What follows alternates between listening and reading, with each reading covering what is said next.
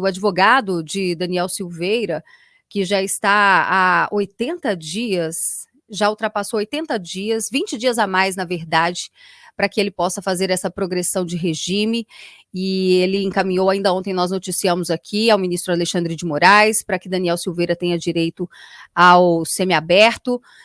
No entanto, isso foi condicionado a uma multa de R$ 250 mil. E agora há pouco, o advogado de Daniel Silveira disse que pagou, inclusive foram valores, ele conseguiu reunir esse valor através de doações, né? A população se sensibilizou e doou esse dinheiro. A multa foi paga e agora o ministro Alexandre de Moraes, pelo que disse, agora sim essa era a condição e ele vai analisar a ação para que faça essa progressão de regime. Júlia Luci, você acredita que pagando essa multa, o ministro Alexandre de Moraes pode fazer o que está previsto em lei ou simplesmente dar de ombros, mais uma vez, o que a gente tem visto, inclusive em outras prisões, exemplo de Felipe Martins? Olha, Berenice, a gente precisa dizer para as pessoas que sempre quando uma lei no Brasil é desrespeitada, a gente pode dar razão para nulidade de processo. Então, a gente vê o caso do Daniel Silveira com mais uma notícia que nos causa espanto. Vamos lembrar um pouquinho do caso dele. O então deputado Daniel Silveira, deputado federal, ele fez uma declaração, ele gravou um vídeo, e nesse vídeo ele insultava a instituição do Supremo e, se eu não me engano, também ele individualizava alguns dos ministros. E aí, por causa disso, ele foi preso, né? Ele entrou no inquérito dos atos antidemocráticos, que na realidade é um inquérito que cabe quase tudo nesse inquérito, e ele acabou sendo preso. E aí, quando a gente pega a Constituição Federal Brasileira, na seção lá que trata do Poder Legislativo, a gente tem, se eu não me engano, é o artigo 54, que diz que deputados e senadores são invioláveis por quaisquer de suas opiniões. Então, a Constituição Federal, ela utiliza a palavra quaisquer, ou seja, qualquer opinião. Ela não colocou qualquer limite para o deputado se manifestar, tá? E por que isso? Porque o deputado, ele é o representante da população, é o político mais próximo do povo. Ele foi eleito para falar pelo povo, é daí que vem o parlamento, né, do parlare, que é o verbo italiano de falar. Então, quando você tem um parlamentar com medo de falar, você tem a castração da instituição, da representação política. Então, a gente viu uma excrescência acontecer, porque era um deputado federal sendo preso. E aí tem pessoas que... E aí o entendimento que se construiu para poder fazer isso foi entender que um vídeo no YouTube é um crime em flagrante, porque a única hipótese que você pode prender um deputado federal ou um senador é no caso de ele ser pego em flagrante de crime inafiançável. Então, houve o entendimento, forçou-se o entendimento de que o vídeo no YouTube é um flagrante eterno, porque a cada vez que o vídeo é reproduzido é como se o crime estivesse sendo praticado. Gente, é um absurdo, porque o flagrante, a definição de flagrante está condicionada à proximidade da ação. Se a gente quebra isso, a gente quebra todo o direito penal brasileiro. E o direito penal brasileiro, o direito penal como um todo, ele é uma proteção que o indivíduo tem em relação a pessoas que não se adequam às regras da sociedade, mas também é uma proteção que o indivíduo tem perante o Estado. Porque só há crime no Brasil se houver prévia definição em lei. Você não pode definir, um juiz não poderia definir o que é crime pela própria cabeça. Somente se aquela conduta estiver prevista no Código Penal como crime é que ela deve ser considerada crime. Então, o caso do deputado Daniel Silveira é mais um exemplo da estratégia do boi de piranha, como eu falei aqui para vocês.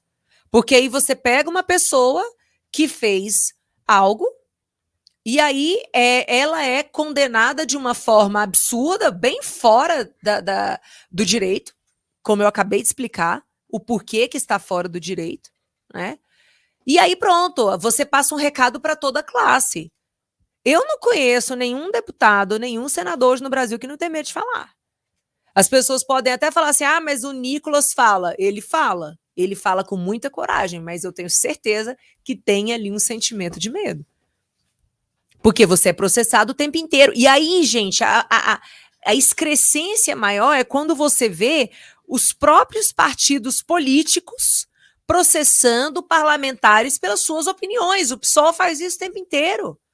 Mas o Nicolas eu vou processar por transfobia quando ele coloca uma peruca.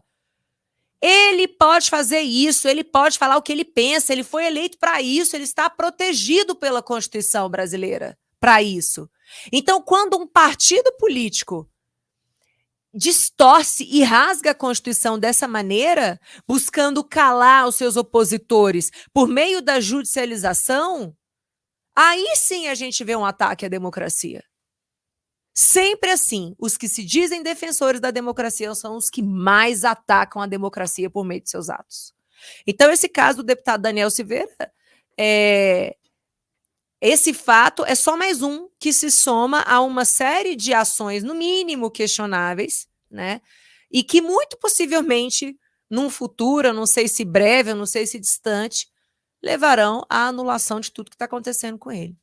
Na realidade, eu espero que isso aconteça pelo bem da democracia brasileira. Pois é uma esperança que a gente tem de que a justiça seja restabelecida no nosso país, porque hoje não há. Você tem presos políticos. A questão do Daniel Silveira é tão absurda que eles falaram que o vídeo era um flagrante perpétuo, né? Eu lembro disso. O vídeo era um flagrante perpétuo. Engraçado que é só no caso dele, né? Que o vídeo foi flagrante perpétuo, né, Júlio? Exatamente. Tantas outras foram as declarações que poderiam vir a ser enquadradas como criminosas, mas eu reforço aqui, gente. O deputado e o senador, ele é inviolável pelas suas opiniões. Essa é a chamada imunidade material, porque a matéria do discurso do parlamentar é 100% protegida pela Constituição brasileira. Quem fala muito bem sobre isso é o grande Ives Gandra. Então, para quem quiser entender mais esse assunto, e eu acho que nós que estamos aqui temos esse privilégio de nos conectarmos diretamente às pessoas e de transmitir não apenas a verdade dos fatos, mas também a base teórica das nossas opiniões. Então, é importante que as pessoas saibam também que o ataque não é para o deputado Daniel Silveira, é em relação a todos nós. Porque se ele que tem imunidade material foi preso por ter falado alguma coisa, o que será de nós, cidadãos não protegidos pelas imunidades? É como se a gente estivesse vivendo na China, é como se a gente estivesse vivendo em Cuba. Você não pode falar, você não pode criticar as instituições. Eu não sei de onde que as pessoas tiram isso. Porque você não pode criticar a instituição. Peraí, isso é república. O conceito de república é exatamente isso, é do povo. Se é do povo, o povo deve criticar. Se você restringir isso, acabou o conceito de república. Então, quando eu vejo jornalistas, sabe, tem muitas entrevistas hoje com os candidatos a prefeito que eu vejo isso. O jornalista pergunta, mas você não acredita na instituição X? Poxa, e se a pessoa não acreditar? Ela está cometendo um crime? É como se fosse uma criança obrigada a acreditar em Papai Noel? Você é obrigada a acreditar em Papai Noel? Então, não tem como. Toda instituição e toda personalidade pública é passível de ser criticada. É o ônus de exercer uma função pública. A gente já viu o próprio ministro Alexandre de Moraes falando isso. Não quer ser criticado, não se expõe à vida pública. Agora, mudou de opinião. Mudou de opinião, mas quem quiser, busque. Esse vídeo está aí. Essa era a opinião dele. Agora, hoje não, no Brasil, se você critica, você tá cometendo crime. É um absurdo. Não adianta tentarem te impedir de assistir os meus vídeos.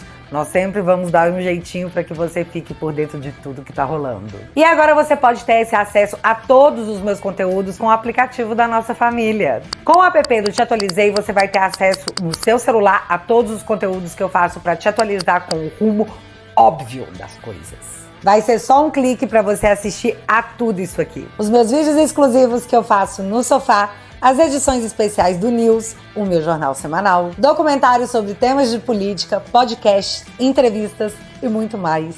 Por enquanto, o app está disponível apenas para quem tem Android, mas daqui a pouco vai sair a versão para iPhone. Libere seu acesso a todos os meus conteúdos que estão disponíveis somente na minha plataforma.